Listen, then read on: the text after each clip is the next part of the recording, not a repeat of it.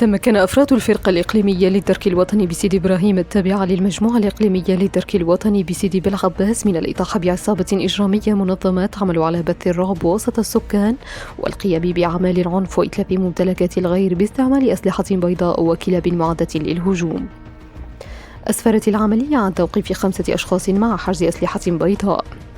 تعود حيثية القضية إلى ورود معلومات إلى الفرقة الإقليمية حول تداول مقطع فيديو عبر إحدى صفحات الفيسبوك على مواقع التواصل الاجتماعي يظهر فيه شخصان ملثمان بأقمصتهما يقومان برشق إحدى المنازل بالحجارة محدثين ضوضاء وهلعا لدى سكان العمارة.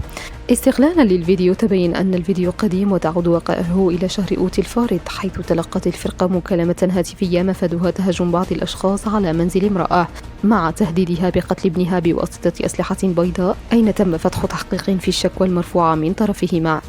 من خلال المعاينات على مقطع الفيديو المتداول وبعد التحريات في القضية والتحقيق مع الضحية تم التوصل إلى أفراد العصابة المشتبه فيهم. تم اتخاذ الإجراءات القانونية اللازمة في حق المشتبه فيهم وسيتم تقديمهم أمام وكيل الجمهورية لدى محكمة سيدي بالعباس.